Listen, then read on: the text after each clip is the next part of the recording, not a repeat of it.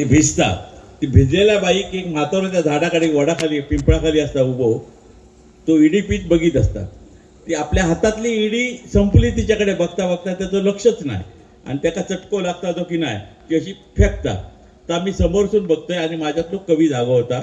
त्याची ही कविता गाऊन म्हणायचो जरा प्रयत्न करतोय. ती केळीच्या अंगान जशी भिजाया लागली, चिंब पावसाची सर उभी पेटाया लागली, भल्या आकाशाच्या सुद्धा मनी काळबेर आलं, ढग झिम्मड घालती बीजवार बीजवार, झाडा झुडुपाची अंगे पिळवटाया लागली, ती केळीच्या अंगण जशी भिजाया लागली.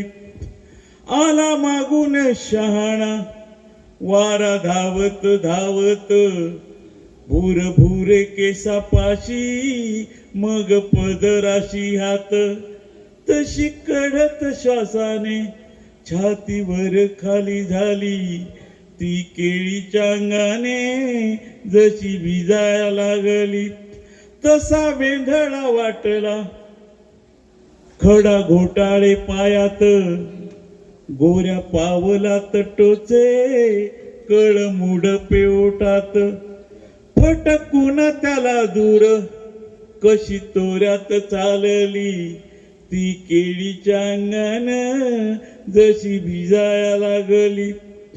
जशी कडाडली वीज बळ गुठले गात्रात, धस काहूर चिंचले तट्ट गाभूळ चिंचेत, लप लप ओले त्याने जशी चालाया लागली, ती केळीच्या अंगाने जशी भिजाया लागली.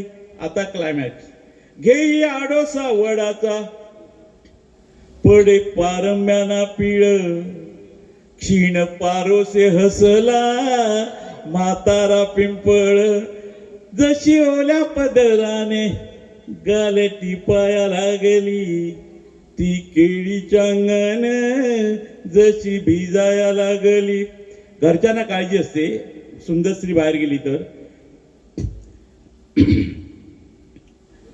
कुठे अडली असेल पोर रानात फसेल, जीव घाबरा घुबरा कधी अंगणी दिसेल, सुन्न घराची पागोळी टप टपाया लागली, ती केळीच्या अंगण जशी भिजाया लागली, ती केळीच्या अंगण जशी भिजाया लागली. धन्यवाद.